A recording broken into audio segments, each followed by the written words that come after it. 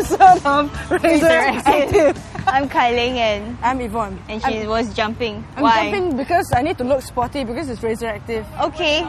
So tell us, Evon, what are we looking at today? Today, under our microscope, under the RazorActive microscope, we have women's football and futsal. You know how, people always say that soccer is a male-dominated sport, etc. And that, come soccer fever, come soccer season, women just have to go indoors and mope and cry and become soccer widows. Yeah, but these girls are going to prove to you that, they're not just going to sit back and watch their men watch football. They're just going to be playing it themselves. It's going to make it their own, and they're just going to, grab the ball and play it themselves. Grab the ball. You know what I mean? Alright, as you can see, right, this field is sort of slightly smaller, and I feel cleaner here. Yeah, it's because this is a pitch. It's a futsal pitch. It's not like a regular, full-on, soccer field. This is open air, but most futsal pitches in Singapore are sort of sheltered, so indoors. You can play indoors. So you can play rain or shine, day or night. So which makes it convenient. So you're going to tell us what's the difference? We're going to find out what's the difference between women's football and futsal.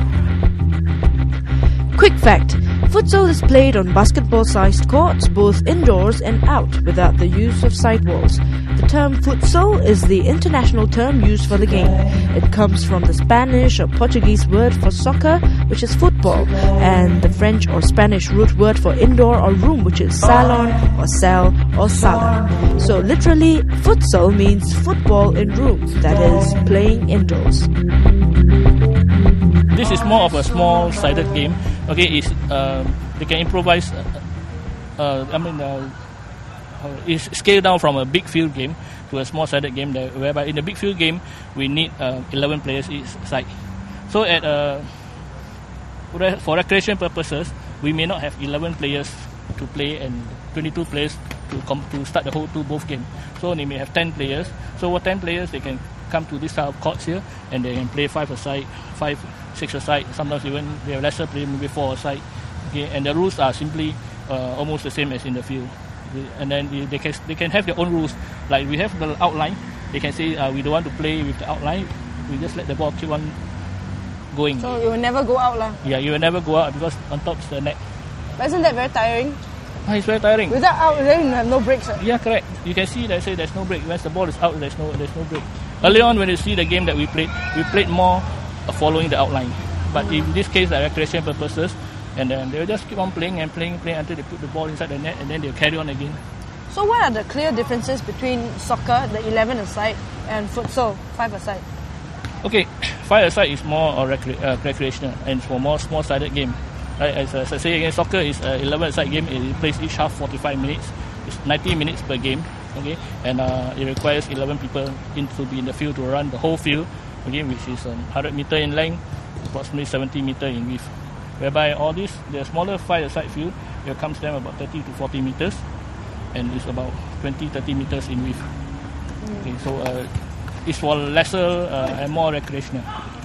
In terms of difficulty, what's the difference between soccer in the field, 11 aside, and futsal?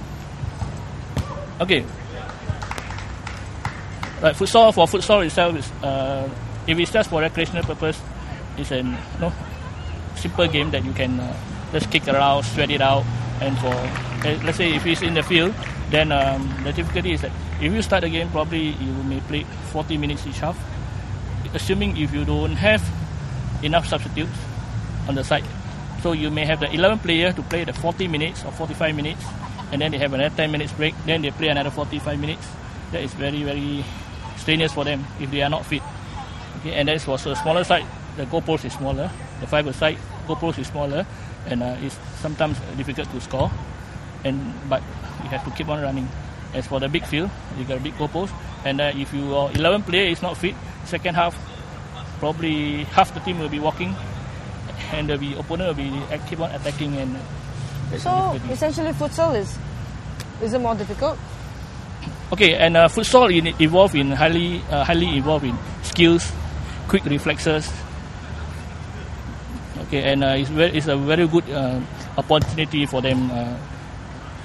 For those youngsters who wants to play to improve their skill, improve their agility, their speed, and futsal will be also part of development for them. But futsal is quite a pretty high intensive game, right? It's like because of the speed involved and how if you tweak the rules, there's no out. It's a very intensive game. Do you need to be fitter to play futsal and compared to soccer? If competition-wise, you have to be fitter. You have to be a very fit player in order to win matches. But in social games, in sweat-out games, so it's okay if they are tired. They can walk, they can stand. They can then after that they can start to run again for a few minutes. Then they walk again. This is more recreation. Yeah, I've heard Bernard talk about the difference between soccer and futsal. Aren't you a bit curious about how the game is actually like? Definitely. Well, we watch the girls in action. The girls from Middle Rangers Football Club. They're going to show us what futsal is like.